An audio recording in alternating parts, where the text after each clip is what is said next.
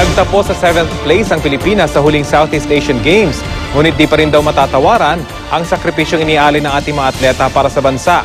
Yun nga lang, may ilang nagre-retiro na wala man lang trabaho o sariling bahay. Kaya naman isinusulong ngayon ang isang housing at pension program para sa mga atleta. May report si Mark Zambrano. Taong 1987 hanggang 1997, naging miyembro ng national boxing team si Ronald Chavez. Sariwa pa sa alaala ni Ronald ang hirap na kanyang pinagdaanan para sa bansa.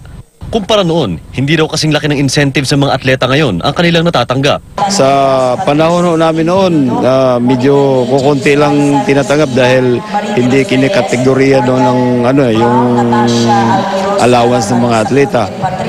Katulad sa amin noon, Team A kami pero ang binabasihan doon sa medals.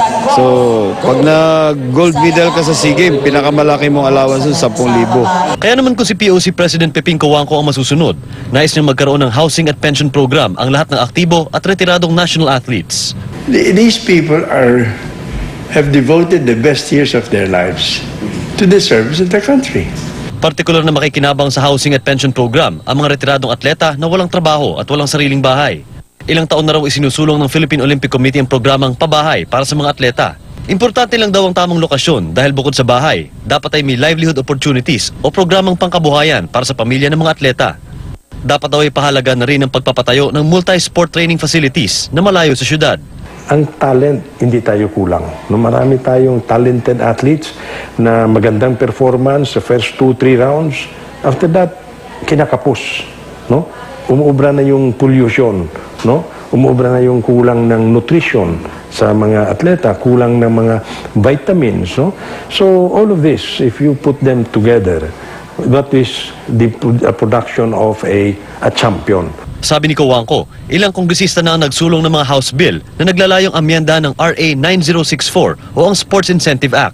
Mas lalawak ang coverage ng panukalang ito kung saan napapaloob ang retirement, scholarship, medical at death benefits ng mga national athletes. Sa ngayon kasi, bukod sa monthly allowance ay nakakatanggap lamang ng cash rewards ang mga atletang nag-uuwi ng medalya sa Olympics, World Championship, Asian at SEA Games. Nanawagan din ng POC at PSC na sa halip na punahin ang 7th place finish ng bansa sa 27th SEA Games. Sana ibigyan halaga ang pinagdaanan ng lahat ng 101 medalists sa 167 events na sinalihan natin. Di siya dapat pag-usapan because of what heart the Filipino athletes gave. And we were there and we saw it. I saw how Bagsit, come from behind 20 meters na nahuhuli. Tapos hahabulin niya, mananalo siya ng 7 meters. That's magic already. Even the people, they were standing and congratulating me, telling me, wow, that was one of the, yung come from behind, story, success, not only his life, but also that win that he did. Mark Zambrano, GMA News.